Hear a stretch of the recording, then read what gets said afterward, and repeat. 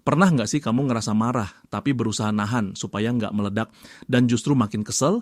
Atau mungkin pernah dengar nasihat, udah sabar aja, tahan emosimu. Tapi yang terjadi malah dada terasa sesak dan akhirnya boom, meledak juga. Nah, ternyata menekan emosi itu bukan solusi.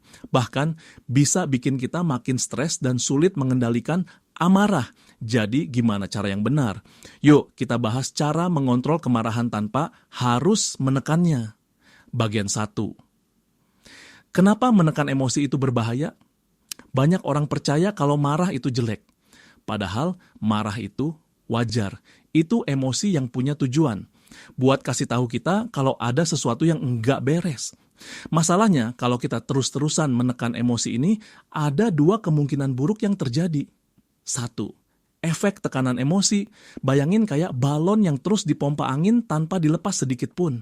Akhirnya meledak, sama seperti emosi kita. Kalau ditahan terus, bisa meledak dalam bentuk yang lebih parah, kayak tantrum, depresi, atau bahkan masalah kesehatan fisik.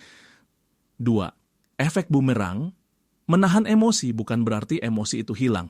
Justru dia ngumpet dan bisa muncul lagi dalam situasi yang enggak tepat. Misalnya marah sama bos di kantor, tapi malah marah-marah ke keluarga di rumah. Jadi, gimana caranya supaya kita bisa mengontrol emosi tanpa harus menekannya? Bagian 2, teknik mengelola emosi dengan cerdas. Ada beberapa cara cerdas yang bisa kamu gunakan buat mengendalikan kemarahan tanpa perlu menekannya. 1. Sadari dan akui emosimu. Pertama-tama, jangan pura-pura enggak marah. Justru sadari dan akui kalau kamu sedang marah. Contoh, kamu bisa berkata dalam hati, "Oke, gue lagi marah. Apa sih yang bikin gue marah?" Dengan begitu, kamu mulai mengambil kendali atas emosi, bukan sebaliknya. 2. Berikan waktu sebelum bereaksi. Ketika kita marah, otak kita dalam mode fight or flight. Itu bikin kita impulsif dan gampang bertindak tanpa pikir panjang. Makanya, kasih waktu sebentar sebelum bereaksi. Bisa dengan menarik napas dalam-dalam, hitung sampai 10, atau keluar sebentar dari situasi yang bikin marah. 3. Ubah sudut pandang. Pernah nggak ngerasa marah gara-gara sesuatu yang sebenarnya sepele? Kadang kita marah karena persepsi kita sendiri. Coba tanya ke diri sendiri, ya, apakah ini benar-benar masalah besar atau gua cuma bereaksi berlebihan? Kalau bisa melihat dari sudut pandang lain, kadang marahnya bisa langsung reda. 4. Ekspresikan dengan cara yang sehat. Menekan marah bukan solusi, tapi meluapkannya dengan cara yang destruktif juga nggak baik. Jadi gimana dong? Coba ekspresikan dengan cara yang sehat. Misalnya, menulis jurnal emosi, tulis semua perasaan yang kamu rasakan biar nggak numpuk di kepala. Berbicara dengan orang yang dipercaya, kadang cukup curhat aja udah bikin emosi lebih tenang. Olahraga atau aktivitas fisik, gerakan fisik bisa membantu tubuh membuang energi negatif akibat marah. Bagian 3, gunakan kemarahan sebagai kekuatan.